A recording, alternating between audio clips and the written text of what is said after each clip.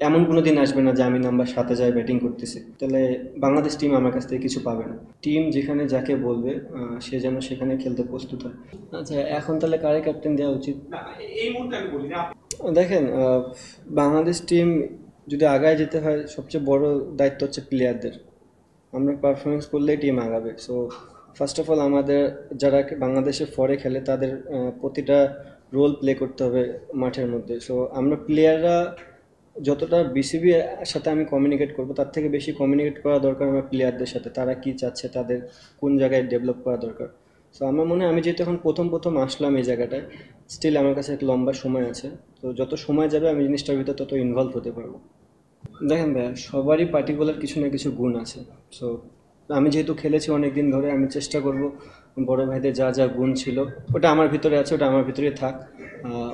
ওই জিনিসটা যদি আমি মাঠে অ্যাপ্লাই করতে পারি of the field on the ফিল্ডে, তাহলে মনে হয় আমি প্লেয়ারদের কাছে আরও কাছে যেতে পারবো এবং প্লেয়ারদের কাছ থেকে পারফরমেন্সটা আদায় করতে পারবো।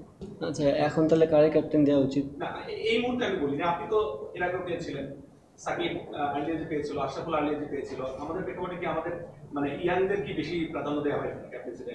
আপনার ক্ষেত্রে কি মনে হয় যে পরিণত বয়সে দেওয়া উচিত কিনা? দেখেন, আগের অ্যান্সার আমি দিতে পারবো না, বাট আমার মনে হয় এখন যে টিম আছে, যদি আমি এখনকার টিম কাউন্ট করি তা আমি মনে হয় মোস্ট সিনিয়র অ্যাজ এ টি-20। তাই ইয়াং তো আমি না।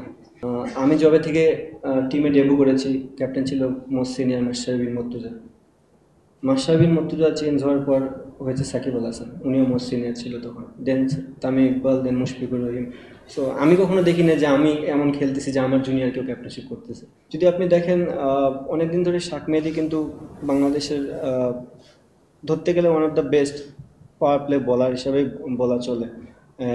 খুব ডমিনেটিং বলার। ওয়ার্ল্ড ক্রিকেটে খুব কম দেখবেন যে আপনি স্পিনাররা এত ডমিনেট করে বল করে। সো ও বাংলাদেশে একটা কি প্লেয়ার, কি ফ্যাক্ট।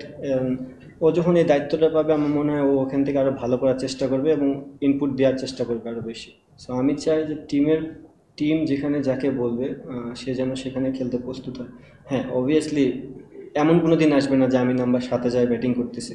তাহলে বাংলাদেশ টিম আমার কাছ থেকে কিছু পাবে না। আমার কাছ থেকে যেটা পাবে সেই জিনিসটাই বাংলাদেশ টিম আমাকে দিবে এবং আমিও সেই জিনিসটাই দেওয়ার চেষ্টা করব। শকিং নিউজ না। আহ, তাদের এই রাইট আছে যে তারা কোন সময় ডিসিশন নিতে পারবে যে আহ, কোন সময়টা তারা ক্রিকেট খেলবে, কোন সময়টা খেলবে না।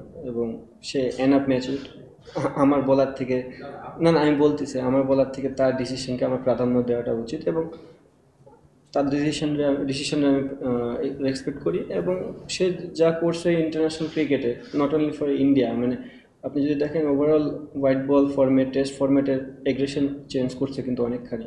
তার অ্যাটিচিউড বলেন, তার ক্রিকেটের নলেজ বলেন। সো এরকম একটা প্লেয়ার টেস্ট ক্রিকেট খেলবে না, একটা সময় তো প্রত্যেকটা প্লেয়ারকে রিটায়ারমেন্টে যেতে হবে। বাট যদি আমি কখনো ইন্ডিয়ার সাথে খেলবি আমি ডেফিনেটলি মিস করবো, কারণ যেহেতু অনেক দিন খেলেছি। মাঠের মধ্যে অনেক সময় দেখা যায় অনেক এগ্রেশন দেখা যায়, শো করে, শুধুমাত্র ক্রিকেটের জন্যই করে। মাঠের বাইরে অনেক ভালো একজন মানুষ, মাঠের বাইরে অনেক কথোপকথনই হয়েছে।